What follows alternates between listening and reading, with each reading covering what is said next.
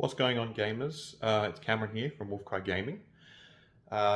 It's 2025, it's the 5th of January today, and I had a few people request to do an updated walkthrough of my gaming room since I did one last year in September. So I'm just going to go through and show you some things that have changed, and so show you some things that I've had to add as my collection's gotten bigger, and also show you some of the plans I've got for this year as well, and what's coming for the WolfcryGaming den. So we'll start off same as last time. We'll start off with the game wall behind me and then work our way around the room and see what we've got. I'm just gonna switch you around. Okay. All right, so starting off with the game wall. We're at almost 500 Xbox original titles. I've almost filled up an entire one of these media shelves. I think after the last time I've seen you, with the help of one of the other local collectors, I managed to pick up a whole bunch of the club football games. He was selling off his entire collection, and I managed to pick up a few games from him. So I picked up some club footballs. I've picked up some additional games here and there as I've gone to gamer markets, and a couple of my mates have found stuff for me to add to my collection.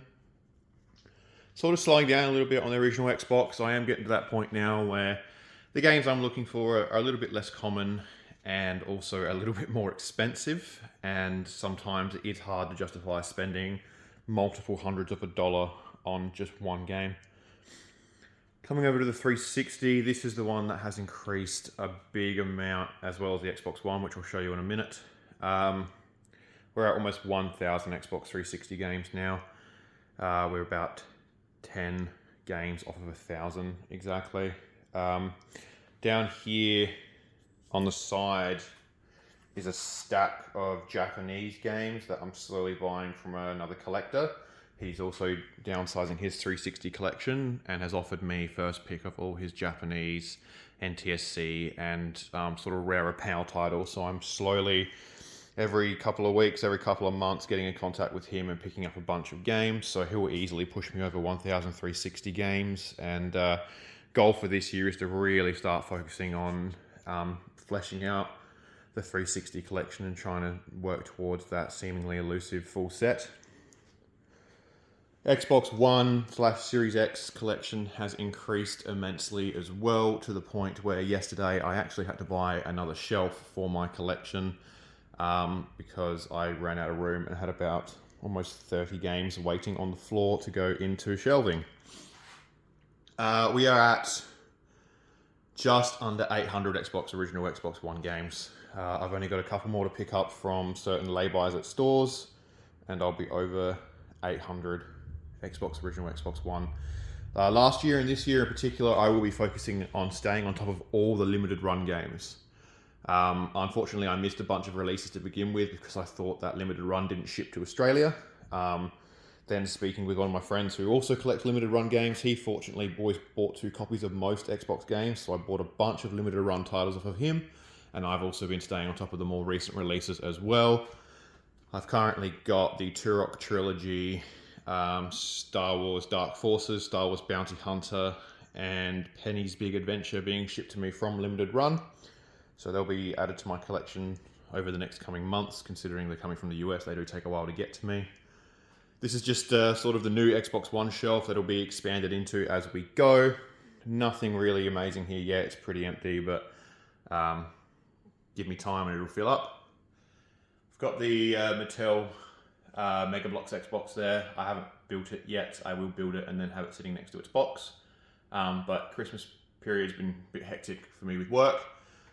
So it's really just sort of stayed in its box, same as the over here Stalker Ultimate Edition. I still unfortunately have not had a chance to fully unpack this, and I'll explain that in a little bit as well. Coming over here to, again, the non-Xbox shelf. Now this has grown a little bit since the last video. I had a few friends who sort of knew that I was a collector and said, hey, I've got a bunch of PS3 stuff if you want it. And I was like, yeah, sure. So I've been given some PS3 games. I've bought some PS3 games off of another person who doesn't like me anymore, but that's another story. So yeah, and last year I went into a local Salvos, which is sort of like a charity shop, and they had a whole bunch of PC games going out for $1. And I thought, you know what, for $1, I might as well just grab some PC games. So I managed to grab some PC games for $1. Got about 50 PC games now. I don't even know if they work. Most of the big box codes are normally one-time use, but it's cool to have, you know, that physical collection for PC as well. Coming around, we've got the statues. There hasn't really been much of an addition to the statues lately. It's really just been sort of collector's editions and stuff. There haven't been many collector's editions that have come out over the last year that I've picked up. I did pick up a couple of statues at certain gamer markets. So I managed to pick up, I think his name is Brian from The Division. He's the marksman. I've got the Assassin's Creed statue down here as well that come with a Mirage collector's edition. I picked up this Black Flag double statue with Edward and Blackbeard. And that's really about it, aside from the statue that also come in the Stalker collector's edition of just a Stalker with an artifact in his hand. And a couple of Mass Effect statues. I've got 2 more to pick up from EB, but I picked up these 2 recently. Over here, Xbox mini fridge and the Fallout anthology. I haven't unboxed that yet, as you can see, due to the fact that I have no room in cabinets. So another thing I have to buy now is a new glass cabinet, sort of compact these a little bit and have a new glass cabinet set up. I've got more of these Darksiders First War figures coming, so that will be needing some space. So I need a whole new cabinet. Coming over to the Xbox wall, has changed a bit since you last saw it. I had to buy a half Billy bookcase for the Xbox Originals. A friend of mine in Victoria sent me the Smoke Black Xbox Original, which was the Japanese exclusive. So with that 4th edition of an Xbox Original, I decided to move them onto their own little shelving. Haven't added any new... oh no, I have. That's a lie. Sorry. I managed to pick up a complete day 1 console. I stupidly gave mine to a friend years ago before I was collecting, and it's a bit worse for wear now, so I decided to buy a new one off of a seller.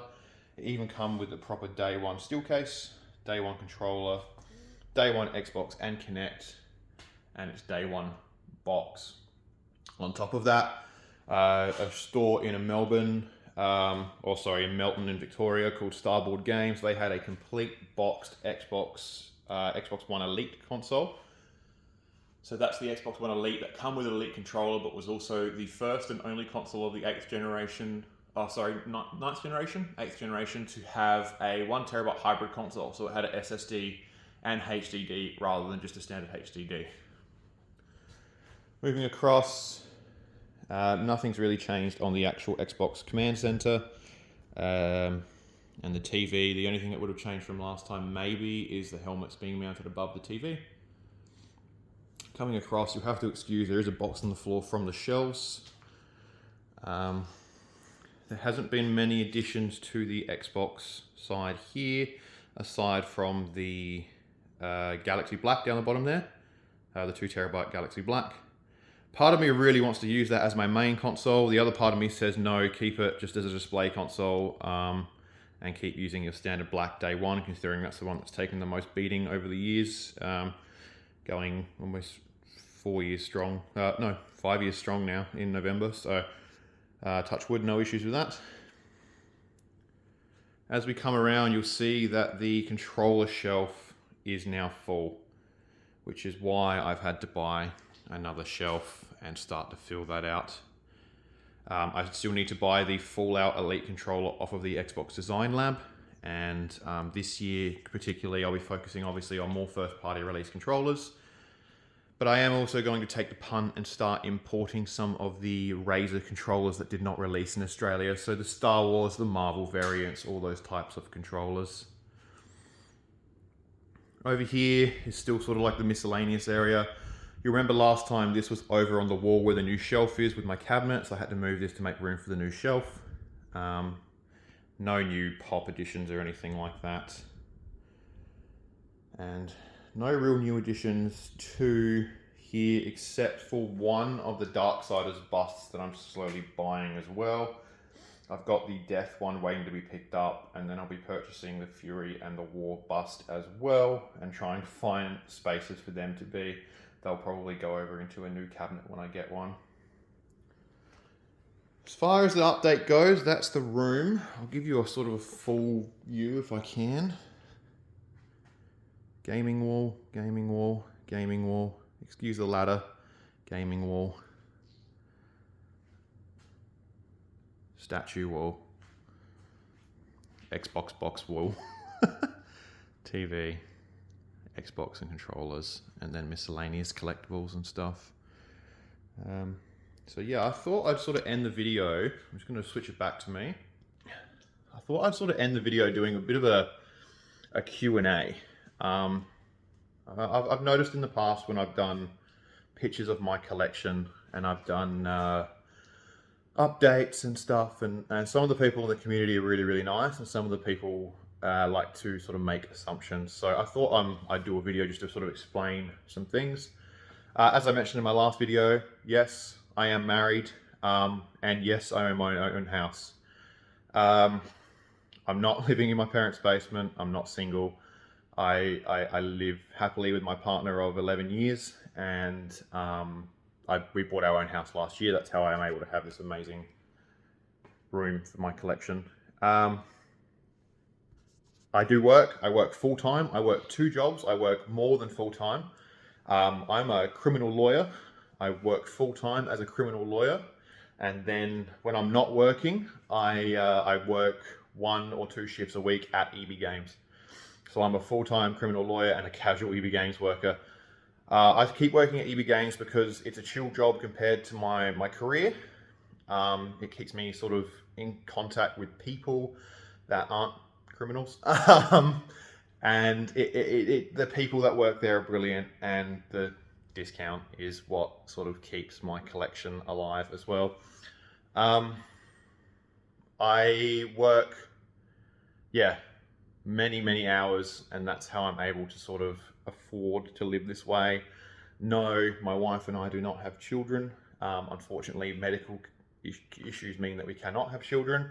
That's something we've both come to terms with. That's something we're both fine with. And the fact that people want to criticize us for that is pretty messed up. We have a dog. We are the stereotypical dink with a dog couple. We treat our dog like he's a child, and we spoil the absolute shit out of him. I have nephews. I have nieces. They adore the gaming room. They always want to come and see it. So, closest thing to kids we're ever going to have.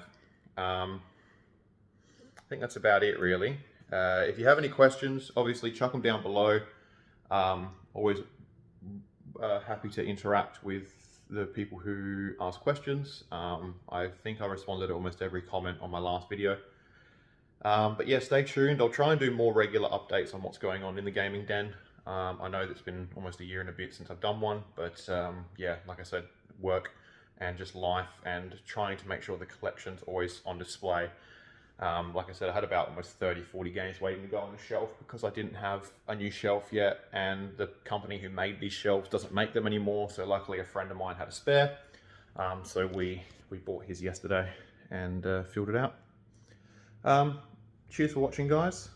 Stay tuned. If you want to, subscribe. I don't make heaps regular videos, but if you are interested, chuck me a subscribe. Check out my other socials, and have a great day and have a good year.